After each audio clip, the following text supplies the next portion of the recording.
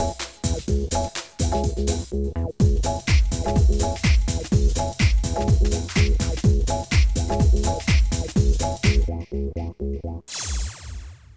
you pay your tax? I pay my tax because it's deducted from SOPs. My tax is deducted before I'm actually given my take-home. I think that you're supposed to pay the money, but I asked them the meaning of the tax. I didn't know the meaning, so I cannot pay the money that I didn't know the meaning. Tax collection in Nigeria has been revolutionized over the past year. Twists and turns colored taxpayers' perceptions across categories on what to pay, to whom and how, while also molding administrators' policies. The FIRS plans to collect 1.8 trillion naira VAT in 2017 and had a total revenue target of 4.8 trillion naira for the same year. Now, how did these projections turn out? You're watching Nigeria Going Beyond Oil. On this episode, we'll review the past year of Nigeria's tax sector. We'll measure the impact of the millions of naira so far spent on sensitization campaigns in the media, and also look at the projections and targets for the year 2018. With the coming of a government administration which promised to revamp what it described as a nearly comatose economy, also came the mandate for Nigeria's tax administrator, the Federal Inland Revenue Service, to commit to an overhaul of the country's tax sector. This is part of an effort to divert Nigeria's economy from the consequences of a near sole dependence on oil and to boost budget financing. Described by experts as revolutionary, strategies adopted by the FIRS in 2017 included the upgrade of tax payment processes from manual to electronic. This was done by introducing 6 online payment services designed to give ease, speed, and transparency. Typically, people are used to the way they are doing things and they would rather continue that way. But we know that the only thing that brings development is change. So the first challenge is to get people's buying into it, and that we have our own plans on how to achieve that. The second, of course, is the fact that we also need to educate them on how to use those innovations as well. In terms of implementation, it's just to get taxpayers, the general public, and the user of those innovations to understand how it works. We would want to see over the next 1 year that we are driving a KPI for every single staff in FRS to understand that these systems exist, understand that these channels are to be supported by all staff, and make sure that the public is sensitized and informed, and when this service is sought or used by the public, it works efficiently. Compliance levels will improve. Tax payment and tax filing will be more convenient to the taxpayers, because from their bedrooms, offices, houses, they can do transactions rather than going to the banks, and they can print out all they used to go and get manually from their desk. All 6 online solutions, electronic tax registration, e-stamp duty, e-tax payment, e-receipts, e-filing, and the e-tax clearance certificate, marked the start of the migration from the manual to an electronic taxation system. The FIRS says adequate measures have been taken to ensure that the services are maximized. But there are tax professionals who do not agree. They say the strategies did not yield maximum results in 2017. We've done a collocation of our data center to a Tier 3 data center where we've been guaranteed 99.9 uptime for connectivity, for our servers, for all our critical applications and data. So we've covered it from that end. And then from the end of our internet and connectivity, we've consolidated to about 4 vendors who provide us primary and secondary links so that we have total coverage and redundancy between our main headquarters, our data center, primary data center, and our disaster recovery center. One of the challenges that has bedeviled tax administration in the country is a complaint around the difficulty in paying taxes. And if you recall, earlier in the year, Nigeria was still ranked about 182 in ease of paying taxes just because of those administrative challenges. But the federal government took the bull by the horn, and as part of the initiative that the Presidential Enabling Business Environment Council worked on to improve the overall ease of doing business, ease of paying taxes was one of those key pillars, and one measure that was taken to address that was to roll out e-service platform and leverage technology so that taxpayers can find it a lot more easier to be able to file tax returns and to be able to pay taxes, and that explains why Nigeria ended up 11th place better, on the ease of paying taxes than we did at the beginning of the year. So we ended up being ranked 171 out of 190. Nigeria went up on the ease of doing business 24 places, went up on the ease of paying taxes 11 places, but we're still at 171. So it's still ridiculously bad. So we need to move forward progressively and do it consistently so that very soon we get to like top 50 or even top 20 on the ease of paying taxes. The technology in itself will not solve a problem. It's just an enabler. It helps you to do things more efficiently. That's only when you design it to be like that. If you don't design it properly, you have more headache. You have more administrative work, you have more bureaucracy. We need to go back and take a step back and say, let's engage with the stakeholders, the professional firms, the large taxpayers, the small taxpayers, because sometimes we forget them. And I think that's probably true of any new platform. So there are teething problems. So there are challenges that are only peculiar to their own infrastructure and IT facilities. So what is the size of their bandwidth? What is the speed of their internet connection? And also on the side of FRS as well, it's very typical that when new platforms like that are rolled out, you only configure it for a particular size of audience. And as these things grows, you continue to expand the infrastructure, and all of that. But also quite connected with that is also knowledge and information. So when these services were rolled out, it only got known by just a handful of few, and it took a considerable amount of communication and intensification of campaigns for this information to be rolled across to a larger audience. And I'm still expecting that in 2018 we need to intensify this, because we will be fooling ourselves if we assume that all of the taxpayers are already familiar with these e-channels. You may find that something has been designed and they only had in mind the multinationals, the big corporates, whereas there are a lot of small companies that are struggling to even keep ends together, and they also need to comply. So we need to simplify it so that it's really effective.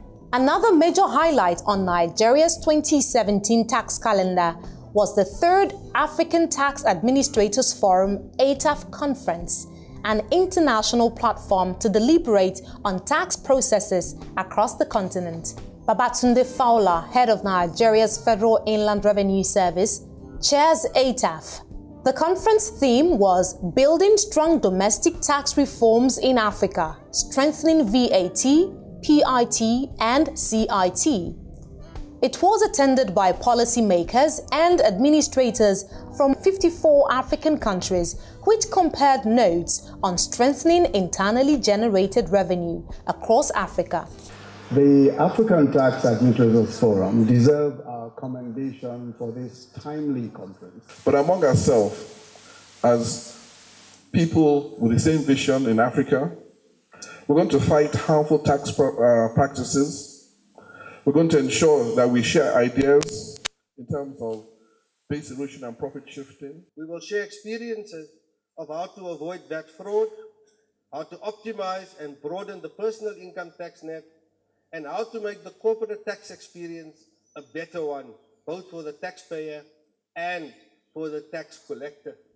Widening Africa's tax net through collaboration, leveraging digital platforms to enhance tax payments, re-examining taxpayer education, and internal budget financing were key areas of discussion at the ATAF conference. This issue of lifestyle audit, that's something we've been looking at very closely in Nigeria under our VADES program, where we look at the lifestyle of certain individuals and we compare it to their tax return. And the inconsistency is so glaring, it's almost embarrassing. And we've given an opportunity under the voluntary asset and income declaration scheme for people to come clean and regularize. we've kind of accepted that as a nation we have had an issue and we're trying to correct it. That aspect of lifestyle patterns of individuals, to me, form one of the several elements of areas that we can look at in boosting revenue to meet our needs. The essential thing is that we need to put in place or improve the systems we have currently initiated to ensure that all persons who are liable to pay taxes are helped legitimately to pay the right amount of taxes at the right times, at all times.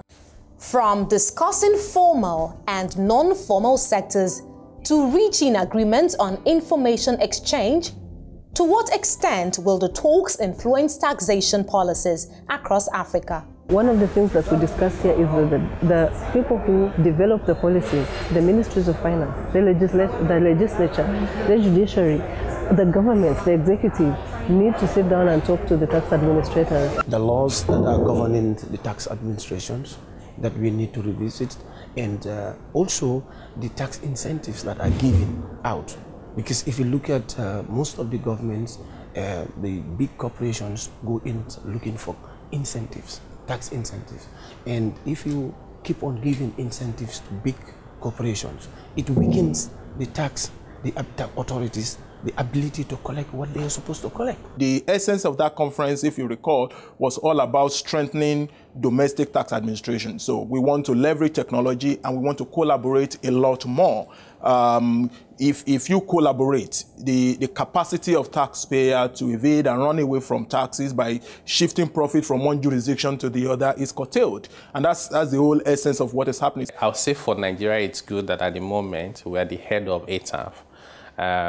The conference in Nigeria in itself, anything that allows you to showcase your country to the rest of Africa and to the rest of the world, so I'll say that is positive. But beyond the fanfare, in terms of substance, it's good that they're working around how to harmonize the tax system.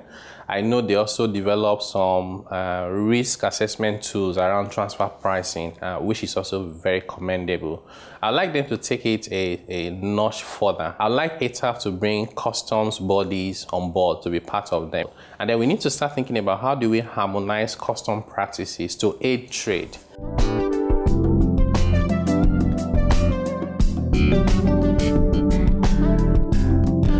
This is Nigeria going beyond oil. After the break, we'll look at an initiative that has been described by tax professionals as arguably the FIRS's biggest revenue collection strategy for the year 2017. Talk about the launch of the Voluntary Assets and Income Declaration Scheme. The FIRS introduced the tax amnesty window in June 2017 and promised to come down hard on tax defaulters when the window expires in March this year. Now, a budget of 1.5 billion naira was approved for advertising campaigns over this 9-month amnesty window. Now, if you're wondering how successful the initiative has been so far, stay with us.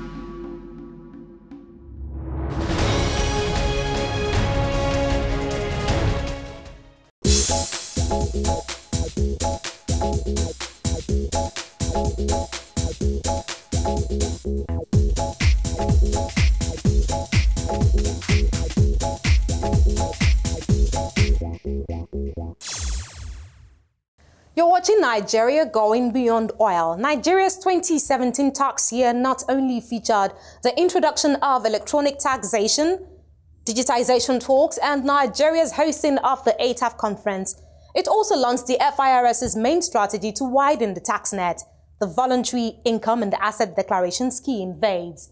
The presidency signed the tax amnesty scheme into effect last year on June 29th specifically. Now, Nigeria's finance ministry, in collaboration with the federal and state tax authorities, have spent millions of naira on publicity to educate taxpayers on the processes and importance of embracing the scheme.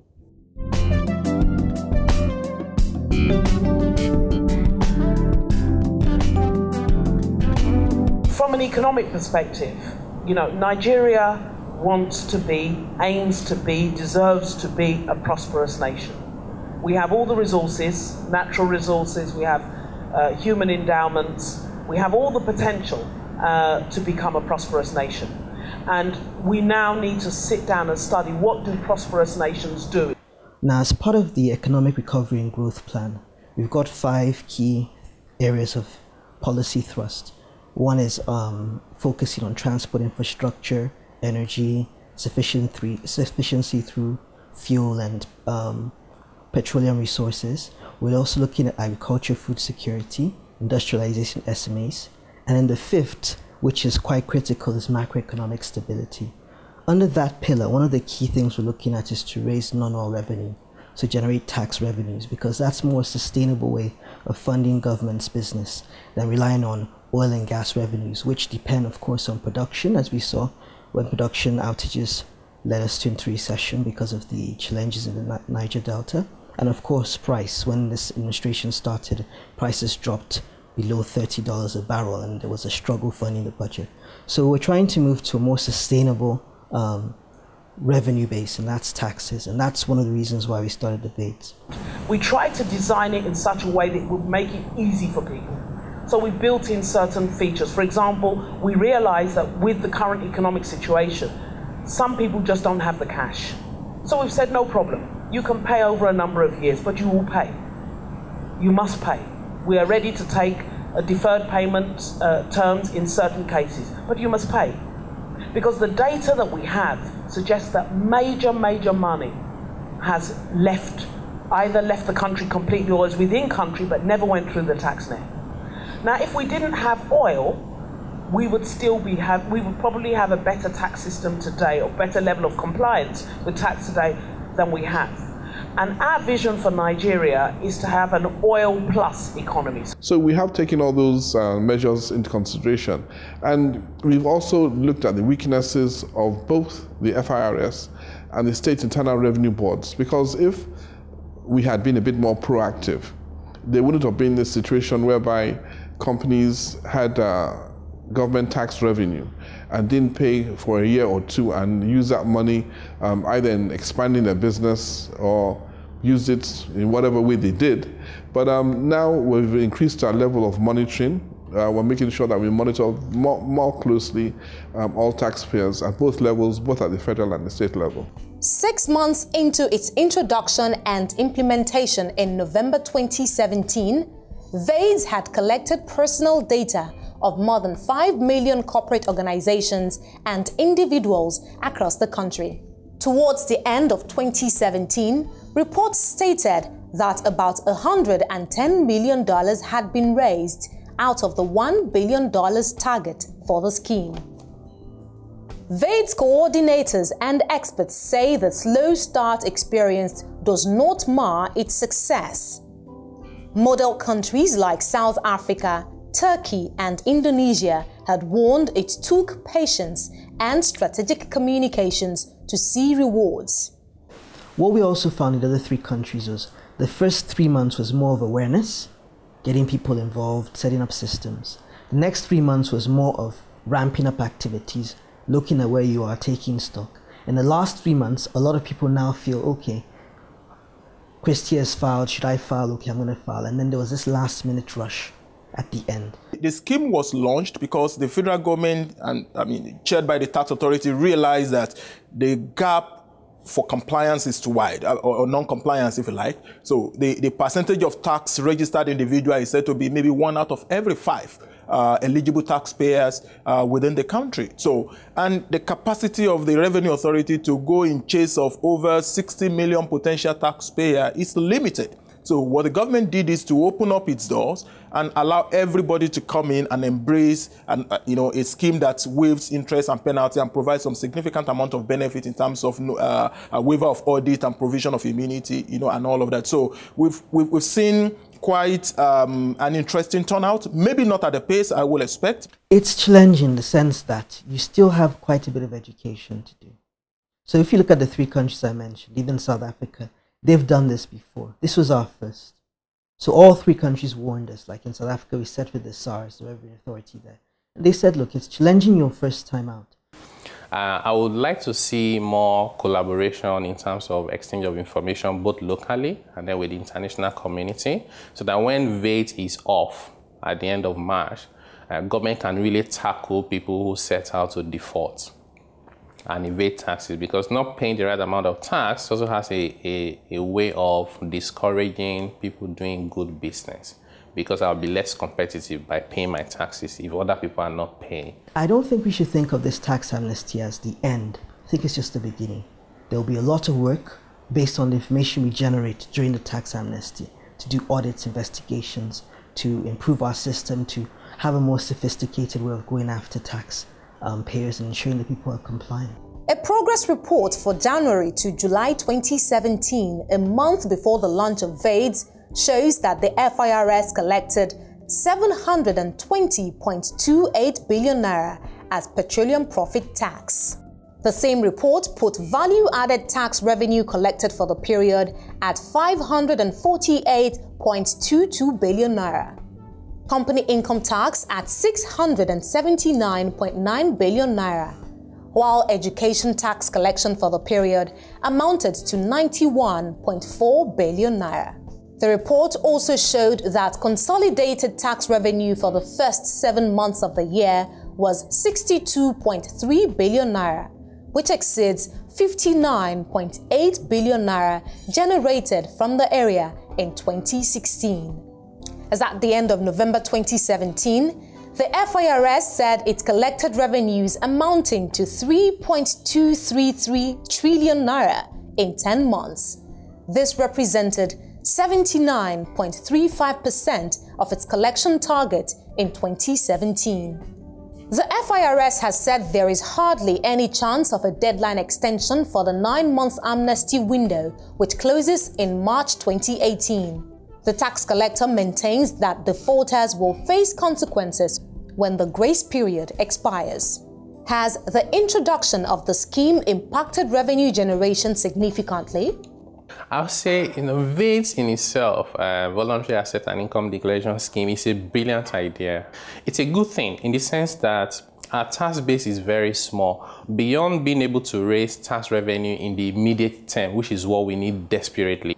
So whatever you do to raise money in the immediate term is very important. But even beyond that, it helps you to expand the tax base such that you now have sustainable higher revenue from tax you can generate on an ongoing basis. That's on the day that the Vice President, then Acting President, signed the executive order.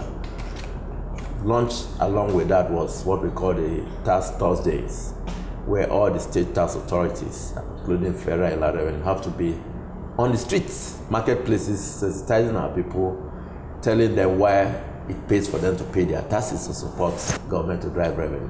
VAT is just one of those tools that we are using to carry out the tax reforms and get our people to understand that we have to generate internal revenue to be able to support government in discharging the obligation to our citizens. The first one was quite good. We went with the executive chairman at FIRS and his team. We went with banners, a large float, etc. Went to Banex, other places, City Plaza. And we went into shops and the chairman was speaking with various people. Do you pay your taxes? What challenges do you find? And people welcomed it. People were actually interested. They wanted to know what was going on. Business owners were quite keen to understand what they could do to be more compliant. They were also happy to tell the chairman what problems they've been encountering, paying their taxes, making filings, sorting out claims, etc. And he took those on board. And I think the opportunity to engage with members of the public in the business space, in the marketplace. For those businesses who are caught up in the Nigerian factor situation, who would like to start filing for the amnesty program in the 9th month, would there be at all any consideration for an extension? No extension whatsoever. So in terms of the projections and the prediction for 2018, the only real option is to try and collect the existing taxes that have been legislated. So what I would expect this year is there will be more aggression. Maybe it's not a very good word to use, but it's good to be realistic. There will be more aggression from tax authorities at all levels, customs, FRS, state authorities, and even local government? Well, I see an increasing use of technology and ICT. And for as long as we do that, we're beginning to close the gaps of non-compliance. So the capacity and ability of individuals to, continue to live in tax default is limited, because with technology you can trace transaction.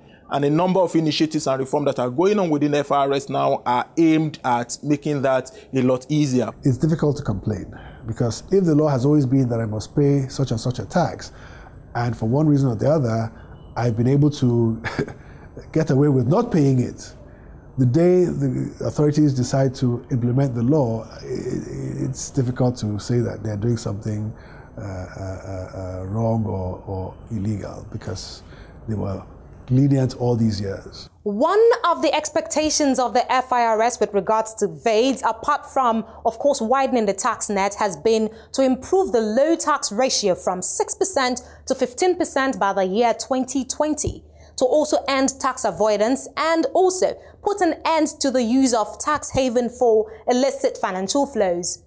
Meeting its financial quota to support the budget is one way to go, but ensuring continuity of an effective and functional tax system that cuts across political administrations and dispensations is what experts demand of Nigeria's tax collector. And that's it on this episode of Nigeria Going Beyond Oil. Thank you for watching. I am Christy Cole Bukola.